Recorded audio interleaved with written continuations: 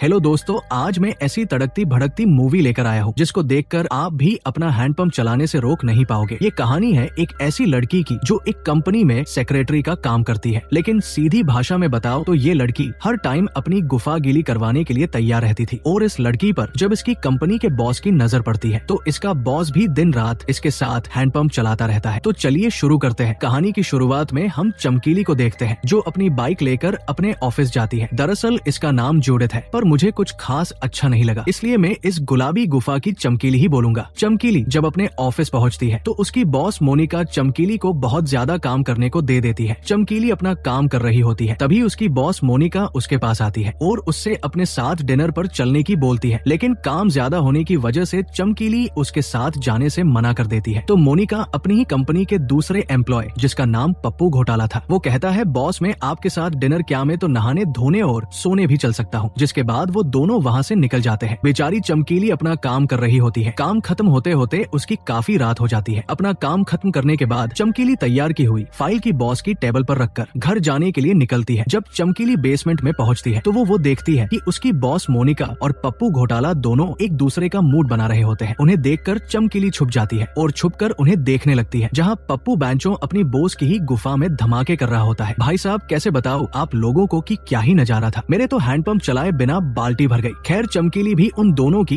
एक जिस्म दो जान होते हुए देख रही थी, जिससे उसकी गुफा में भी हलचल होने लगती है और वो बहुत ज्यादा गर्म हो जाती है। इसलिए वो जल्दी से घर आकर अपने अंदर के ज्वालामुखी को शांत करती है। अगले दिन वापस चमकीली अपने ऑफिस जाती है, जहाँ वो एक लिफ्ट की हेल्प से ऊपर जाने लगती है, पर लिफ्ट में काफी ज्यादा लोग होते हैं। धीरे धीरे जब लिफ्ट के सारे लोग अपने अपने फ्लोर पर उतर जाते हैं तो चमकीली को लिफ्ट में एक स्मार्ट और बड़े हैंडपंप वाला लड़का दिखाई देता है, जो देखने में एकदम जॉनी सेंस जैसा लग रहा था। ये दोनों जब लिफ्ट में होते हैं तो अचानक से लिफ्ट खराब हो जाती है, जिससे ये दोनों तोड़ा घबरा जाते हैं और फाइनली ये एक दूसरे से बात करने लगते हैं। तो ये लड़का चमकीली से पूछता है कि क्या तुम ठीक हो? तो चमकीली उससे कहती है कि मुझे ज्यादा देर तक लिफ्ट में रहना पसंद नहीं है, मुझे जल्दी से यहाँ से निकलना है। और चमकीली घबराने लगती है, जिससे वो लड़का उसके पास आकर चमकीली को शांत करता है और एक प्यार सा किस भी करता है, जिससे इन दोनों को काफी अच्छा फील होता है। तभी लिफ्ट ऑन हो जाती है और वो अपने ऑफिस के बाहर पहुँच जाते हैं, जहाँ चमकीली की बॉस मोनिका उस लड़के को बॉस कहकर बुलाती है। ये देखकर चमकीली को शौक लगता है, क्योंकि एरिक इसी कंपनी का मालिक था जिसमें चमकीली काम किया करती थी। इसके बाद मोनिका एरिक को चमकीली से इंट्रोड्यूस करवाती है। फिर मोनिका एरिक को लेकर अपने केबिन में चली जाती है, जहां वो कुछ ऑफिस वगैरह और प्रोजेक्ट के बारे में बात करते हैं और एरिक वहां से निकल जाता है। एरिक के जाते ही मोनिका चमकीली को अपने केबिन में बुलाती है और उससे कहती है कि कल तुमने जो प्रोजेक्ट बनाया था वो एरिक को बिल्कुल भी पसंद नहीं आया और तुम्हें इसको वापस से लिखना पड़ेगा। बेचारी चमकीली ने तो कितनी मेहनत से बनाया था।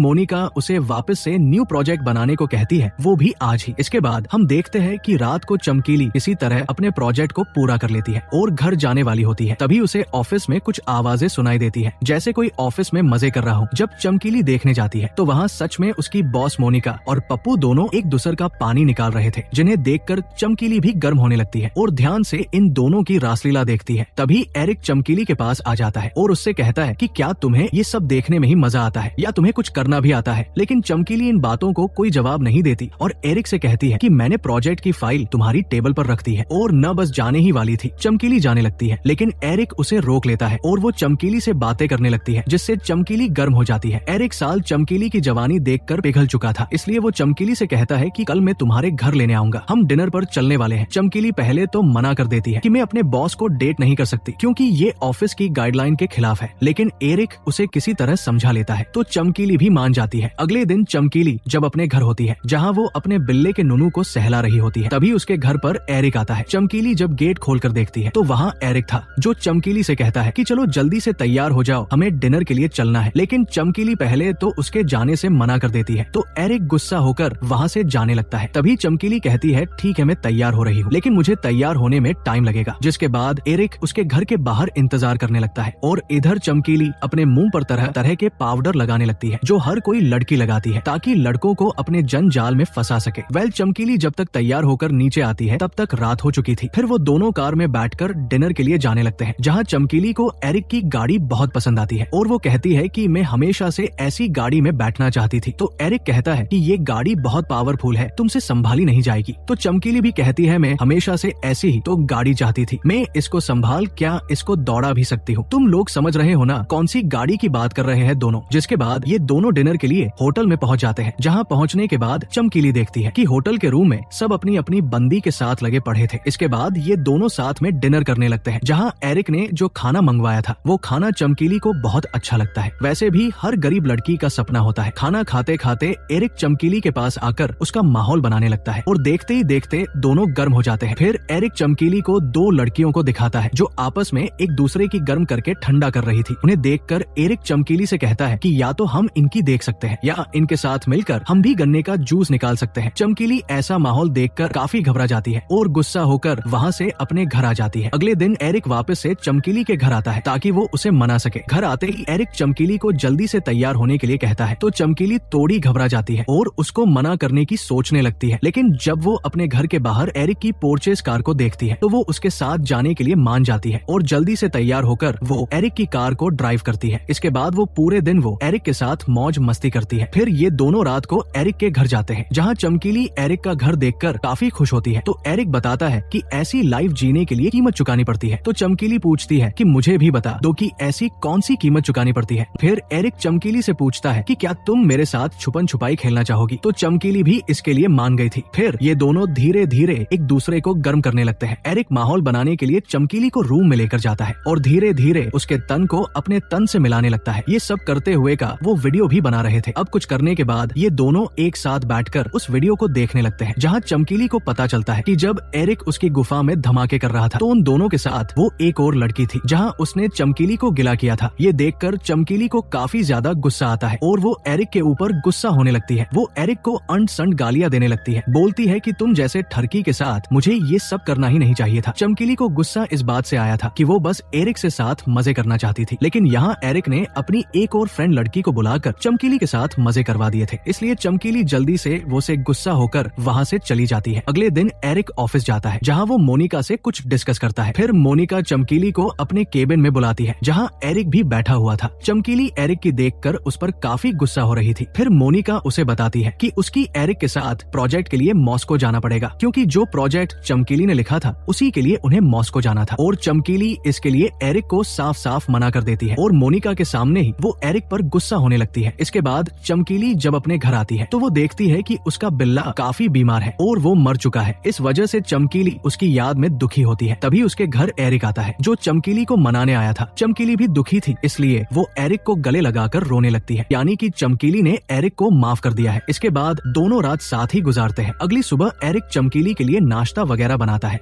चमकीली एरिक का ये बिहेवियर देखकर उसके साथ मॉस्को जाने के लिए तैयार हो जाती है, लेकिन वो एक शर्त रखती है कि मैं वहाँ जाकर तुम्हारे साथ कुछ भी नहीं करूंगी, तुम मेरे साथ कुछ करोगे। तो एरिक भी इसे मान लेता है और फिर ये निकल जाते हैं मॉस्को के लिए। मॉस्को पहुँचने के बाद चमकीली अपना रूम देखकर काफी खुश होती है। अगले दिन चमकीली मीटिंग में जाने के लिए तैयार होकर होटल से बाहर आती है, जहाँ एरिक चमकीली को अपनी सेक्रेटरी अमांडा से मिलवाता है। चमकीली अमांडा और एरिक की एक साथ देखकर काफी जलस फील करती है। इसके बाद तीनों एक साथ मीटिंग में जाते हैं, जहाँ एरिक अपने कंपनी के बोर्ड मेंबर के साथ मीटिंग करता है। लेकिन यहाँ भी एरिक चमकीली को मैसेज कर रहा था, पर चमकीली उसके मैसेज को इग्नोर मार देती है, जिससे एरिक बीच मीटिंग में ही सभी को वहाँ से जाने की बोलता है, क्योंकि उसकी अकेले में चमकीली से बात करनी थी। ये सुनकर सभी लोग बाहर चले जाते हैं। फिर एरिक चमकीली के पास जाकर उससे पूछता है कि बेबी आखिर तुम गुस्सा क्यों हो? मैंने तुम्हारा खाता भी तो नहीं खोला जो तुम इतनी ज्यादा गुस्सा हो रही हो। तो चमकीली गुस्सा होते हुए बताती है कि मैं यहाँ आई हूँ तो काम से, लेकिन तुम तो तुम्हारी सेक्रेटरी के साथ काफी खुश लग रहे थे, फिर मुझे क्या ये जक मारने के लिए लाए हो क्या? पर एरिक इन सब का कोई लोड नहीं लेता और ये दोनों ऑफिस के अंदर ही एक दूसरे को गर्म करने लगते हैं। भाई साहब क्या सीन चल रहा है ये? एरिक पूरे जोश के साथ चमकीली को अपने गन्ने का जूस पिलाने लगता है। चमकीली का खेत गिला होने ही वाला था कि तभी सारे मीटिंग मेंबर अंदर आ जाते हैं और वापस से सभी अपनी मीटिंग स्टार्ट कर देते हैं। अगले सीन में हम देखते हैं कि एरिक चमकीली को अपने साथ एक 5 स्टार ओयो में लेकर जाता है, जहाँ वो हर तरीके से चमकीली को हरा भरा कर सके और वो सबके सामने ही आने हाथों से चमकीली की गुफा को साफ करने लगता है। मूड बनने के बाद दोनों रूम में जाकर एक जिस्म दो जान बन जाते हैं। जब उनका कार्यक्रम खत्म हो जाता है तब अचानक एरिक चमकीली को छोड़कर चला जाता है। दूसरे दिन एरिक चमकीली के पास आकर उसको छुट्टियों पर जाने की कहता है और उसे बताता है कि अब से अमांडा ही सारा काम संभालेगी। ये सुनकर चमकीली को बहुत बुरा लगता है, क्योंकि उसे लग रहा था कि रात को जो हुआ वो सब होने के बाद तो उसका प्रमोशन होना चाहिए था, लेकिन यहाँ तो सब उल्टा हो गया। इसके बाद एरिक सीधे वहाँ से अपने डेट के पास जाती है, यानी कि अपने घर आ जाती है। यहाँ आने के बाद तो साला चमकीली और ज्यादा हॉट लग रही थी। मन तो ऐसा कर रहा है जैसे मैं भी इसके साथ जाकर मोच काट लूं, लेकिन अपनी किस्मत ऐसी कहा। खैर चमकीली अपने घर आकर काफी ज्यादा एंजॉय करती है। चमकीली जब एक पार्टी में जाती है तो उसको वहाँ एक लड़का पसंद आ जाता है, जिसको देखते ही वो साइड ने ले जाकर उसके साथ भी मजे कर लेती है। बैंचो ये चल क्या रहा है, जो मिल रहा है उसके साथ ही मौज मस्ती कर लो। अगले दिन चमकीली अपने डेट के साथ होती है, तभी वो एरिक भी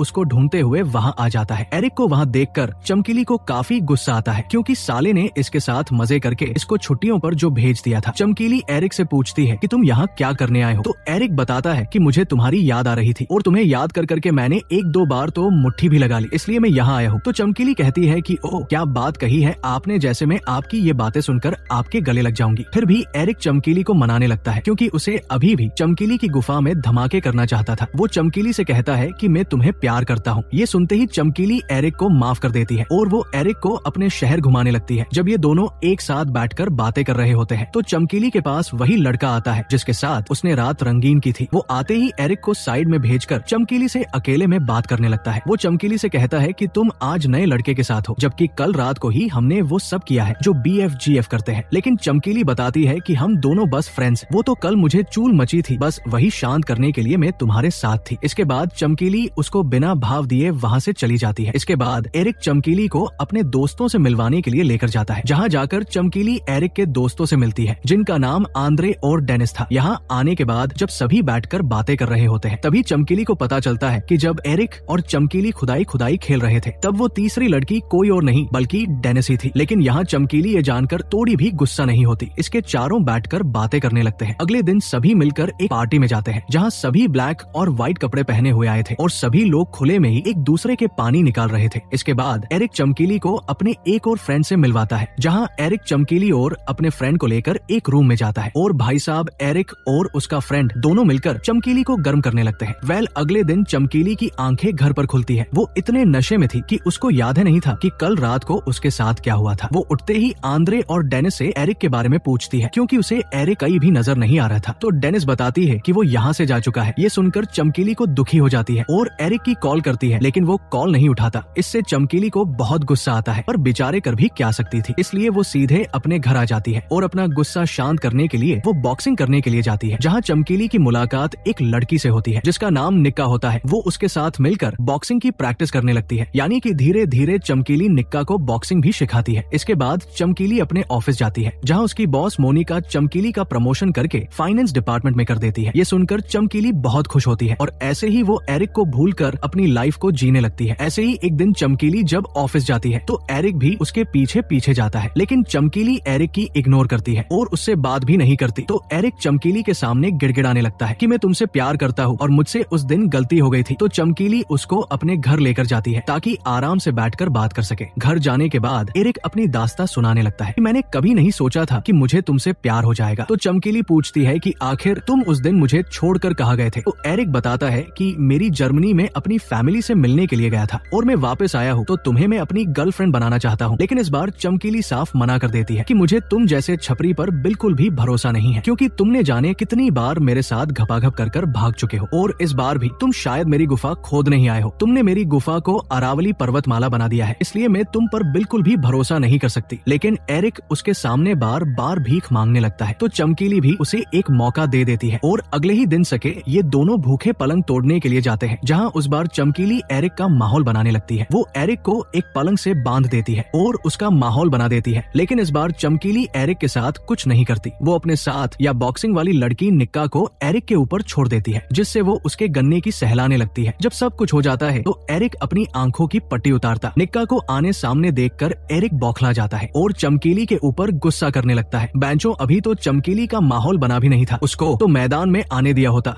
एरिक चमकीली को छोड़कर वहाँ से चला जाता है। अगले दिन चमकीली को पता चलता है कि जिस निक्का को वो लेके आई थी, दरअसल वो पहले से ही एरिक की GF थी। ये जानकर चमकीली हमेशा के लिए एरिक से ब्रेकअप कर लेती है और उसकी कंपनी को भी छोड़कर वापस अपने डेड के पास आ जाती है, जहाँ वो अच्छे से अपनी लाइफ को एंजॉय करने लगती है। इस मूवी का सार ये निकला कि इसमें एरिक ने दबाकर चमकीली के भोलेपन का फायदा उठाया और दिन रात उसकी गुफा में धमाके किए और लास्ट में उसको छोड़कर ही चला गया। तो लड़कियों, आपसे एक ही रिक्वेस्ट है कि अपनी लाइफ में जो भी करो जरा सोच समझ कर किया करो। तो इसी के साथ ये मूवी होती है एंड मिलते हैं नेक्स्ट वीडियो में। Thanks for watching.